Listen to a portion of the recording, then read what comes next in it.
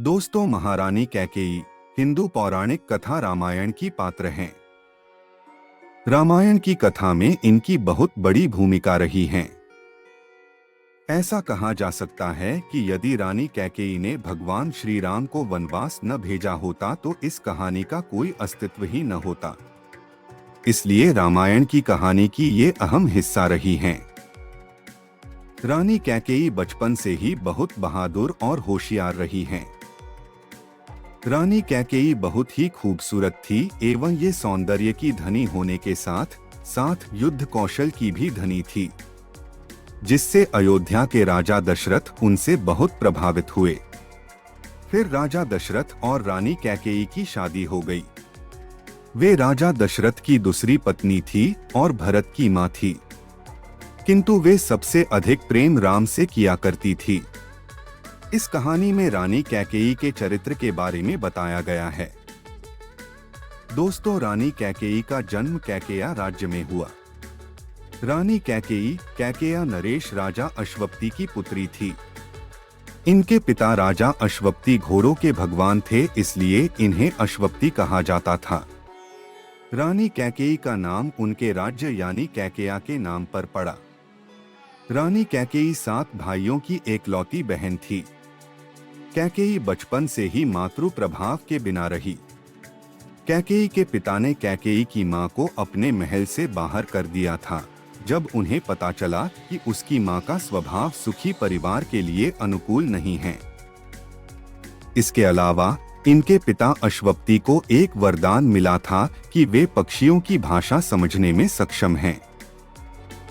एक दिन राजा और उनकी रानी अपने महल के उद्यान में टहल रहे थे। तभी राजा ने 2 हंसों के जोड़ों को आपस में बात करते सुना। उनकी बातों से राजा बहुत ही खुश हुए और दिल से हंस पड़े, जिससे उनकी पत्नी की जिज्ञासा बढ़ने लगी। तथ्य यह था कि राजा अश्वपति को अपने जीवन को खोने के बारे में पता चल गया था और वे इसका खुलासा उनके सामने नहीं कर सकते थे। उनकी पत्नी राजा की खुशी का कारण जानने के लिए आतुर थीं।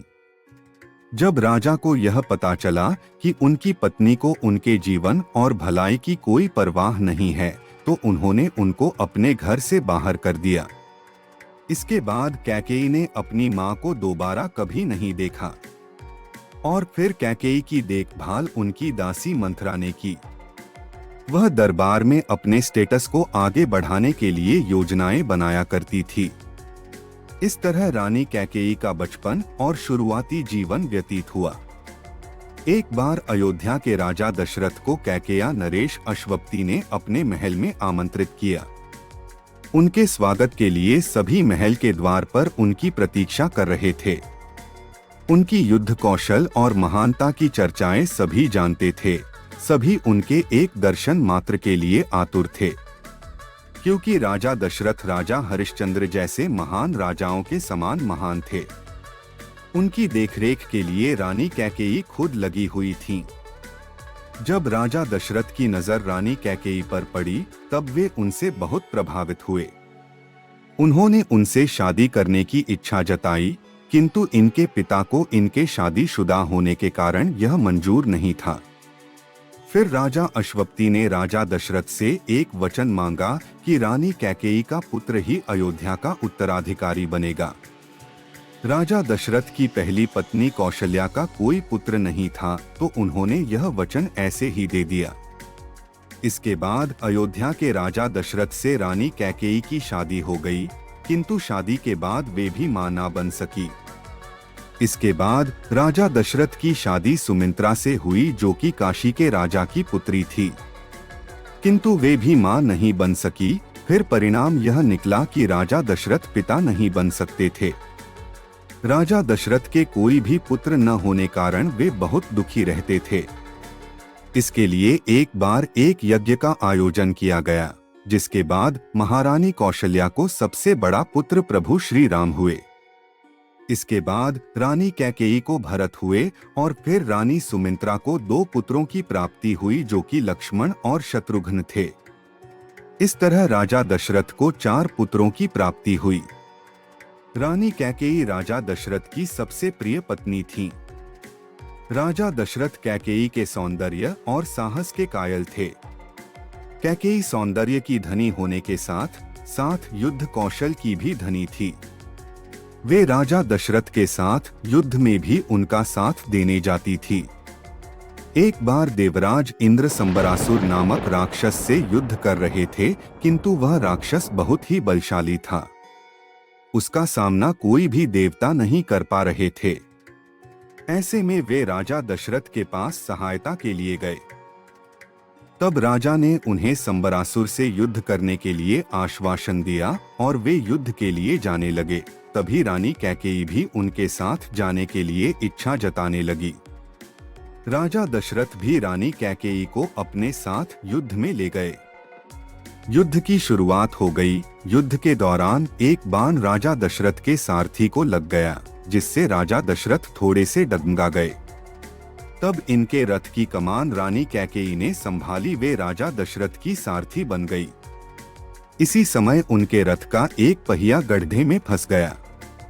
संबरासुर नामक राक्षस लगातार राजा दशरथ पर वार कर रहा था, जिससे राजा दशरथ बहुत अधिक घायल हो गए। यह देख रानी ने रथ में से उतरकर जल्दी से रथ के पहिए को गड्ढे से बाहर निकाला और खुद ही युद्ध करने लगी। वह राक्षस भी उनके पराक्रम को देखकर भयभीत हो गया और वहां से भाग गया।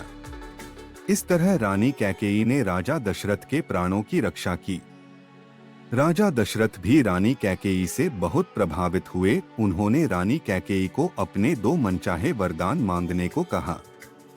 रानी कैकेयी ने राजा दशरथ से कहा कि आपके प्राणों की रक्षा करना यह तो मेरा कर्तव्य है।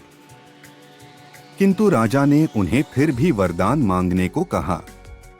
रानी ने कहा कि अभी मुझे कुछ नहीं चाहिए, इन 2 वरदानों की आवश्यकता भविष्य में जब कभी पड़ेगी तब मैं मांग लूंगी। तब राजा दशरथ ने उन्हें भविष्य में 2 वरदान देने का वादा कर दिया।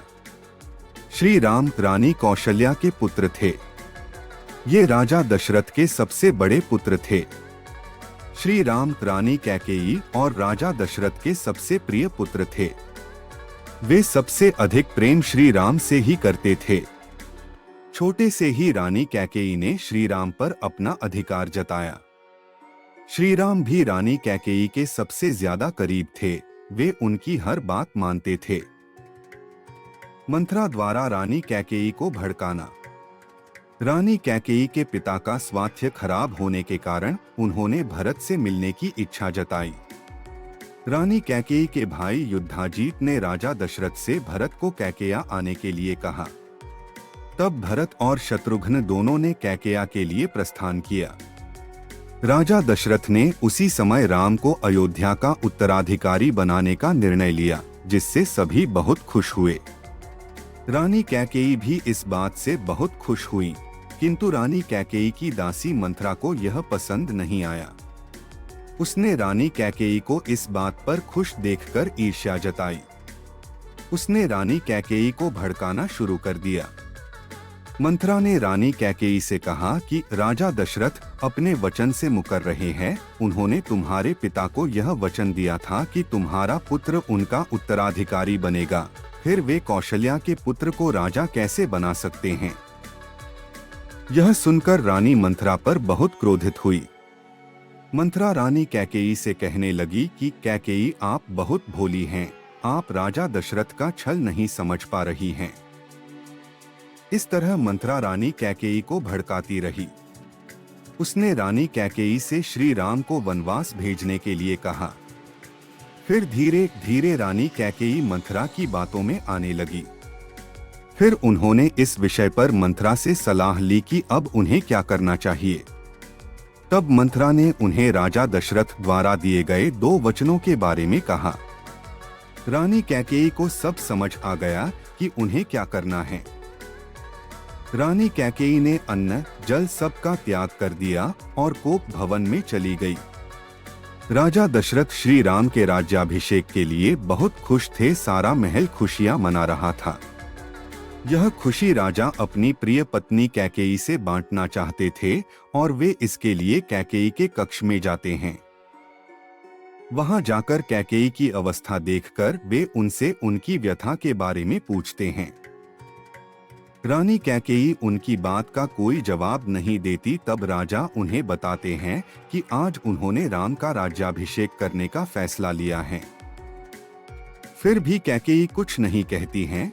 राजा द्वारा फिर से पूछे जाने पर कैकेयी उनसे कहती है कि आप अपने दिए हुए वचनों से कैसे मुकर सकते हैं। आपने मेरे पुत्र को उत्तराधिकारी बनाने का वादा मेरे पिता से किया था, फिर आप राम को राजा कैसे बना सकते हैं। यह सुनकर राजा चौंक जाते हैं और कैकेयी को बहुत समझाते हैं, किंतु कैकेयी फिर भी नहीं मानती। राजा दशरथ भी अपने फैसले पर अडिग रहते हैं। तब रानी उनके द्वारा दिए गए 2 वरदान मांगने को कहती हैं। राजा दशरथ वरदान देने का वादा कर चुके होते हैं, तो वे इससे पीछे भी नहीं हट सकते थे।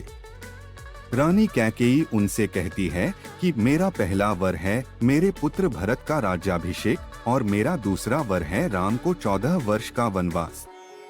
यह सुनकर मानो राजा के पैरों तले जमीन ही खिसक गई हो। वे इससे बहुत अधिक दुखी होते हैं। रानी कैकेयी के इन वचनों को सुनकर राजा दशरथ मानसिक तौर पर अत्यंत दुखी हो जाते हैं और उनके इन वचनों को मानने से इनकार कर देते हैं। रानी कैकेयी उनसे कहती है कि यह रघुकुल की रीति है कि प्राण जाए पर वचन न जाए। आप अपने वचनों से पीछे नहीं हट सकते। इस तरह राजा दशरथ को उनके द्वारा दिए हुए वचनों का पालन करना ही पड़ा। प्रभु श्री राम भी मर्यादा पुरुषोत्तम थे, इसलिए वे रघुकुल की रीति की रक्षा के लिए और अपने माता पिता की आज्ञा का पालन करने के लिए वनवास जाने को तैयार हो जाते हैं। इस तरह श्री राम को वनवास हुआ और वे अपनी पत्नी सीता और भाई लक्ष्मण के साथ वन की ओर चल दिए। राजा दशरथ का राम के प्रति प्रेम सबसे अधिक था, जिसके कारण वे उनका वियोग सहन न कर सके। उन्होंने राम को बहुत रोकने की कोशिश की, किंतु राम ने उनके वचनों का मान रखने के लिए उनकी एक न सुनी और वे वन की ओर प्रस्थान कर गए। कुछ समय पश्चात राजा दशरथ ने राम से वियोग के चलते अपना देह त्याग दिया और उनकी मृत्यु हो गई। इसकी सूचना जब भरत को मिली तब वे रानी कैकेयी पर बहुत अधिक क्रोधित हुए और उन्होंने अपनी माता का त्याग कर दिया। भरत अपनी माता के किए पर बहुत दुखी थे, क्योंकि वे राम से बहुत अधिक प्रेम करते थे। उन्होंने राम को वापस अयोध्या लाने के लिए अपने मंत्रियों से उन्हें ढूंढने को कहा। रानी कैकेयी अपने पुत्र भरत द्वारा कहे गए कटु वचनों से बहुत आहत हुई और उन्हें अपनी गलती का एहसास हुआ, किंतु भरत ने उन्हें अपनी माता कहलाने से वंचित कर दिया। जब भरत को पता चला कि भैया राम चित्रकूट में हैं, तब अयोध्या के सभी लोग उन्हें वापस लेने के लिए चित्रकूट की ओर चल दिए। वहां पहुंचकर जब राम को उनके पिता की मृत्यु के बारे में पता चला तो वे बहुत दुखी हुए। रानी कैकेयी अपने किए पर पछताती रही। उन्होंने राम से उनके किए के लिए माफी मांगी और उनसे वापस अयोध्या चलने के लिए कहने लगी, किंतु राम ने अपने पिता के वचनों का पालन करने के लिए उनकी बात न मानी और वे वन में ही भ्रमण करते रहे और सारे अयोध्या वासियों को वापस जाने के लिए कह दिया। भरत ने भी राजगद्दी पर न बैठकर राम के चरण पदुकाओं को सिंहासन पर रखा। इस तरह रानी कैकेयी ने अपने किए का पश्चाताप किया और राम को वनवास भेजने के कारण ही रानी कैकेयी की रामायण की कथा में अहम भूमिका रही। कैकेयी अपने पिछले जन्म में कौन थी? कहते हैं द्वापर युग में भगवान श्री कृष्ण का जन्म माता देवकी के पेट से हुआ था, लेकिन उनका पालन पोषण माता यशोदा ने किया था। यशोदा ही कैकेयी थी। माता कैकेयी की यह इच्छा थी कि कृष्ण एक आम बच्चे की तरह अपना बचपन उनके घर में बिताए। रानी कैकेयी की मृत्यु कैसे हुई थी? कहते हैं माता कैकेयी की बीमारी के कारण मृत्यु हो गई थी। दोस्तों, वीडियो अगर पसंद आई हो तो लाइक्स, सब्सक्राइब और शेयर करना ना भूले। पूरा वीडियो देखने के लिए आप लोगों का बहुत बहुत धन्यवाद।